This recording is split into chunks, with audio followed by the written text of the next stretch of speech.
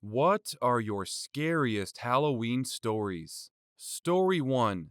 Okay, this is 100% true, even though most people I tell this to in real life don't believe me. When I was really little, my parents would let me stay up late on the weekends and watch TV until I fell asleep. I really loved these times, and I would stay up later than anybody else just because I could. Well, one night, I was almost asleep on the couch when I heard a noise on our front porch. It was the sound of our old fashioned porch swing moving back and forth. I was a little scared, so I crept toward the bay windows of my living room and peeked out towards the porch. Sitting on my front porch swing was an older woman, probably in her 50s, wearing nothing but a nightgown, covered in blood and holding a huge kitchen knife. I flipped out immediately and ran screaming into my parents' room, but was too terrified to even form words. My parents saw that I was upset, but when I was finally able to tell them what I saw, my dad got really angry and told me that it was just a dream and to go back to bed. I refused and kept crying and screaming until he had had enough and snatched my arm and dragged me towards the front door to prove that nothing was there. I kicked and screamed all the way, trying to make it stop, but he kept pulling me. Finally, we got to the door. He unlocked it, swung it open, and said, "See, there's nothing that." To this day, I have never seen the look of fear and shock that was on his face when that woman turned and stared at both of us and slowly stood up with the knife. My dad slammed the door shut and got my mom to call the police while he went and got his gun. He went back to the door with a 12 gauge and cracked the door enough to stick the barrel out. He asked her what she was doing, and she said, "Somebody killed my husband, but it wasn't me." My dad told her that the police were coming, and she freaked out, grabbed the knife, and walked away. The police found her 15 minutes later trying to break into one of our neighbors' houses. Story 2. I don't have any way to verify whether this is actually a family story or whether it's an urban legend. But here, my family has lived in rural Nebraska since they immigrated from Germany in the mid 1800s. Near the turn of the century, disease was pretty rampant in the homesteading area, and it killed off members of almost every family. When someone died from illness, time was of the essence in burying them so as to not let the virus spread from the deceased to the living. This meant no wake periods. So an aunt of some unknown number of greats preceding her relationship to me dies of some disease, and she gets buried in the family cemetery on the homestead. The dogs were very fond of her, so it wasn't too surprising that after the funeral the two dogs stuck near the grave. The rest of the family began to think something of it when, a week and a half later, the dogs were still visiting her grave almost constantly, but they weren't just at the grave. They were visibly distressed, frantic, and often barking while there. This goes on for maybe 2 weeks when the family decides to check it out. They dig the casket up and open it. The deceased's hair has all been pulled out. Her fingers are raw and bloody and mangled from where, on the inside of the casket door, they can see deep scratches in the wood. She was comatose when they buried her, and she came to while underground, spending probably her last 5 or so days alive in a buried casket. Story 3. I'm not sure how freaky it is since it's not paranormal or anything, but when I was about 7 years old, I went on a walk with my babysitter. We were walking back a mile or so to my house on a fairly busy road, and about halfway there, she said we should play Simon Says. At first, we walk faster, then skip, and then jog lightly. Then she says, "Simon says run as fast as you can. Simon says turn here." I was slightly confused, but played along. As we turned down the driveway, I looked back and saw 2 guys chasing after us, one with a bat and the other with a knife. We ran up to a house, and some old people living there let us in, thankfully. At the time, I didn't grasp how fed up it was that we were getting chased, and I still have no clue why they were there. Story 4. Some people tell me I'm creepy for doing this. For the past few months, I've been trying to get better at staying conscious as I fall asleep, if that makes any sense. I'm completely aware that I'm falling asleep, and once I reach my half-dream state, I start hearing voices talking in the room I'm sleeping in, and occasionally seeing people as well. They'll talk about pretty much anything.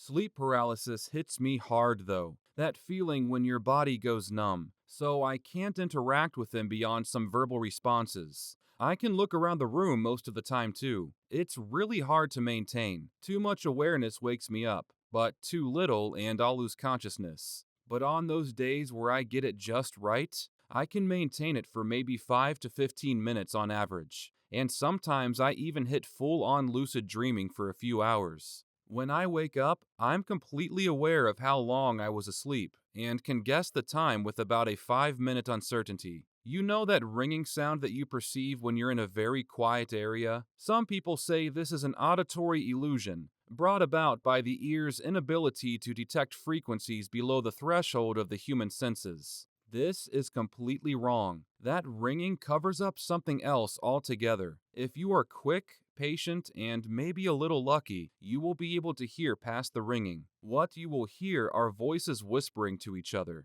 They will silence themselves quickly, but with practice, you will become more adept at catching and interpreting what they are saying. You will hear things of the past, the present, and the future. However, you must be careful, because there is no such thing as a voice without a body, and when you start noticing them, they will start noticing you. Story 5. I went coon hunting with my uncle in the woods of southern Ohio. These lights and noise came out of nowhere and seemed to pin us down. The redbones, coonhounds, went silent and cried on the ground. They aren't afraid of bears or anything I have seen. As a heavy fog rolled onto us and we were almost frozen. 2 seconds later, it was all gone, the fog and everything. The dogs were still freaked out, so we knew it was not just us. I was 12, so I was not drunk or on drugs. Creeps me out to this day. Nice to see you, Diggsy. Story 6. My dad tells a story, and I will do my best to recall the details. But my dad was 12 or so, and had a cousin that was 8 or so. My dad's aunt had driven down from Louisville for the weekend to visit with the family, and she brought her kid with her. My dad said that when the kid arrived, he told him that he had had a dream the night before that he was in a coffin and he couldn't get out. My dad told him not to be silly, and my grandfather and dad were going to the feed mill to pick up a load of grain, and he rode with them. On the way, they passed the church graveyard, and my dad's cousin asked my grandfather if he were in a coffin, would he be buried there. My grandfather laughed and said maybe one of these days, but that's a long time off, so he shouldn't worry about it. They get the load of feed at the mill and head back to the house. The next day, on Sunday, they get up and go to church, and in Sunday school, they all had the kids together, and my dad said his cousin asked what it was like to be with Jesus. And the teacher tried to continue on with her lesson plan, but then he started to cry and said he needed to know. So she changed and talked about what they thought heaven would be like. After church, he was crossing the road to the parking lot and was hit by a car and killed. My dad and grandfather will say it's almost like he knew he was going to die then. Gives me goosebumps. Story 7. When I was a kid, I had an imaginary friend named Jesse. I don't really remember much about him, but I remember my parents asking about him quite a lot and seeming quite concerned. Anyway, a couple of years ago, while visiting relatives in Ireland, we were all exchanging ghost stories. My family has a lot of creepy shit happening to them when my mom brought up Jesse, so I was obviously quite confused because I thought he was just an imaginary friend. Well, my mom started off by saying how she didn't understand why I called him Jesse, as I'd never heard that name before, and she didn't know anyone who was called that, which I didn't think was too weird. It's just a name, right? Then she said that one time when my dad was on his way to work, he was an electrician in a mine at the time, I asked him to bring back coal for Jesse's gran. I was about 2 or 3 at the time and wouldn't have understood what a mine was, if I even knew he worked in one. Then the end of her story was when we were on a day trip to a place we visited a lot when I was really young, and I suddenly just ran off and they followed me into a graveyard. I ran straight to a small grave and stopped and just stared at it. It was Jesse's grave.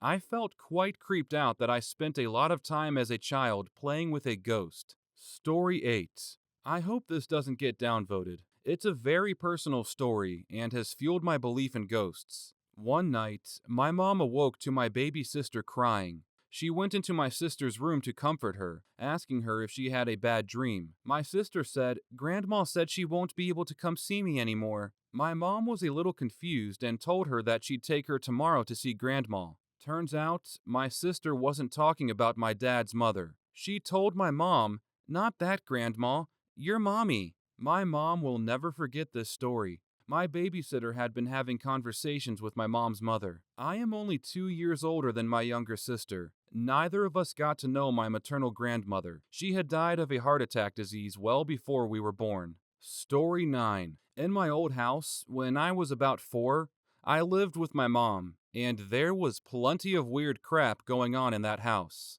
I had dreams at this house where I would walk into my mom's room. The house was deserted, and a ghost would lift me up by my neck, and he said, "You will have this dream 4 more times."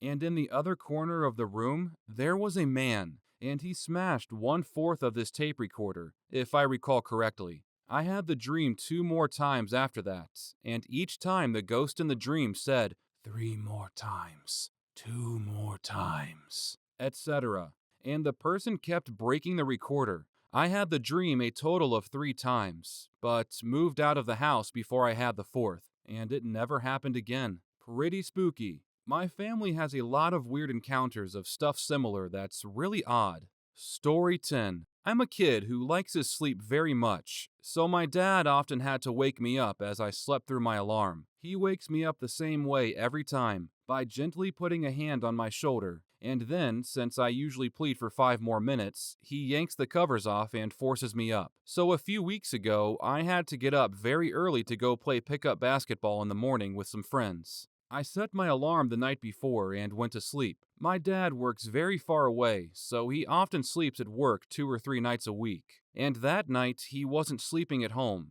so I knew I had to get myself up. I eventually fall asleep, and then I wake up to a hand on my shoulder. Murmur the usual 5 more minutes, and then I feel the covers yanking off me all the way off the bed. I shot up out of bed, because it was a habit at this point, because this was when I knew my dad was serious. I opened my eyes, and it was pitch black in my room, and nobody was there. I looked around and saw nothing, just the lights on my clock that said it was 2:30 in the morning. I was a little more than slightly freaked out. I asked my mom in the morning if my dad had come home, but she said no, he had stayed at work. Story 11. When I was about 10, my father and his friends had gone duck hunting and weren't back until late that night. My mother sent me to bed around 10 p.m. Around midnight, my father and his friends came home, and the noise woke me up, so I listened at my bedroom door to hear what was going on. My mother, father, and the others sat in the kitchen, talking and telling stories about the things that happened during the hunting trip.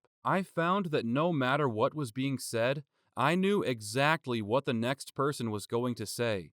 It was like I had dreamed the entire conversation just before waking up. I grew more and more freaked out as I started actually whispering to myself the exact statement the next person was going to say, a full 2 to 5 seconds before they said it. It took me a long time to get back to sleep after that. Ever since then, I've never quite believed that the world is as it seems. Story 12. My university was bisected by a big lake, with a bridge going across it and an island gazebo in the middle. One night, I was walking down the side of the lake about to cross the bridge to go to a dorm on the other side. As I was walking down the sidewalk, I noticed some kid in a gray or white hoodie, with the hood up, walking across the section of the bridge on my side of the gazebo, towards my sidewalk. I didn't think anything of him, until I walked by a tree which blocked my line of sight for a second. When I got past the tree, I happened to glance back at the bridge, and there was no one there. He couldn't have possibly walked off the bridge. He would have had to go right by me, and if he had turned around in the split second I couldn't see him, he wouldn't have had any time to get all the way back to the island either. He was just gone. But wait, this gets creepier. About a year later, I was about to tell this story to my friend who had been abroad that semester. He'd never heard it, and before I even got to what I saw, he cut in with, "Wait, did you see a guy in a hoodie disappear?" Yes. He had seen something just like this freshman year. Weird. I hated walking across that bridge alone from there on out. Story 13. Not a story of mine, but my friend was trying to sleep in his room on the second floor. However, it was storming, so he couldn't really sleep. He had the blinds of his window open because he liked the rain. As the night went on, just as he finally fell asleep, thunder woke him up once again. As he adjusted his head on the pillow, lightning struck, now looking toward the window, and outside on the covering of the porch was a guy trying to get through the window. Both of them were startled. My friend said he reached for his bat under his bed. The burglar must have seen and jumped off and ran away. Not really that scary, but I can't even imagine being in that position. Story 14. It's a long story, so I'll shorten it as much as I can. It starts off with me having a dream where I'm a spectator. It's a stormy night on a big boat, and there's a man and a woman on deck. The man is cutting the woman open at the guts while she screams, and then he chucks her over the edge. It switches to another part, where the same man is running in a forest with a ghost following him who resembles the woman he killed. I wake up from this dream, groggy and hazy. I see a woman standing at the foot of my bed. I assume it's my mom, as she usually wakes me up for school then. Then I see movement at the door, look over, and see my mom coming into my room to wake me up. When I look back at the foot of my bed, the woman is gone. A few nights later, I had a nightmare. Can't remember what it was. But when I woke up, the same woman was standing right next to my bed. I blinked a few times out of fear, and when I opened my eyes, she was gone. Story 15. Ever since I was really little, my family has always encountered really weird ghostly phenomenon. The house we live in now has been the worst by far, with an almost constant stream of events happening. One of the stories that always freaks people out the most is that there was this little girl who knew our names and would approach us all at different times. One night I was asleep and I heard a knock on my door and a girl's voice saying, "Dean, Dean, open the door. Let me in, I want to play. Open the door." At first I thought it was my sister, but as I woke up, I realized it was a much younger girl's voice. I sat there silently, freaking the f*** out, until it eventually stopped, but just as I was about to go haul into my sister's room, there was a relentless pounding on the two separate doors that enter my room, and this little girl screaming with laughter saying, "I know you're in there, let me in." After a few minutes, I just ended up yelling, "Stop it!" And then the pounding stopped. The next morning, my mom and my sister, who I hadn't told, were talking about strange footsteps and giggling sounds all throughout the house. But neither of them had heard any pounding or me yelling. Story 16. I have posted this before, but my sister used to claim she saw a lady in a black dress in our stairway when she was little, and my uncle, who got divorced and moved in with us, said he used to feel like a cat was in the room with him. He claimed he felt a cat jump on the bed at night and knock things off the windowsill. When my dad was redoing the drywall in the stairway, he found an old black and white picture of a lady in a black dress with a cat on her lap. Creepy as hell.